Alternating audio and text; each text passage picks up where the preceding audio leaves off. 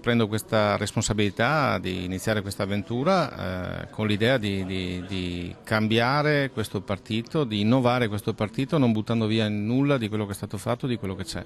Marco Stradiotto, nuovo segretario del PD della provincia di Venezia, intende coagulare le diverse anime di un partito che, inutile negarlo, è diviso in correnti e sottocorrenti, ma che sul suo nome ha trovato l'unità. Ora si guarda l'8 dicembre quando si sceglierà il segretario nazionale. Vedremo cosa succede l'8 dicembre, io devo garantire che tutti e quattro i candidati abbiano le stesse potenzialità e possibilità e che quindi i nostri elettori hanno la possibilità di scegliere senza che ci siano dei condizionamenti. Il lavoro è al primo posto nelle sue priorità. Il problema lavoro sarà il tema centrale della nostra attività, ossia quella di tentare in tutti i modi di far ritornare gli investimenti e le imprese per poter dar lavoro.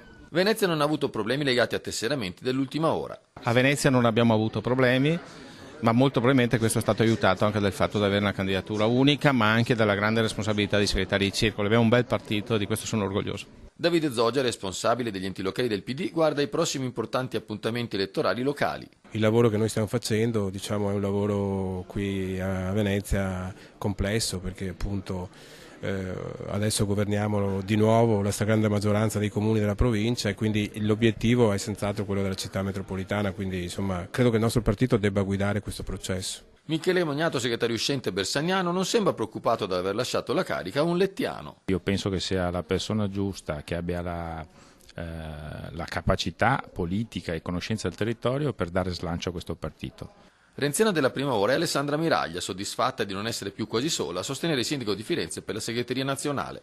Adesso vedo che questa proposta politica sta raccogliendo più consenso. Non si può non essere contenti se qualcuno riconosce qualcosa di positivo in qualcosa che prima non aveva capito bene. Andrea Martella è con Matteo Renzi quando si parla di andare a conquistare non solo i voti di chi ha smesso di votare PD, ma anche i voti di coloro che hanno dato fiducia a Berlusconi, che hanno dato fiducia alla Lega e che oggi pensano di poter cambiare in nome di un progetto di cui si deve far carico il Partito Democratico.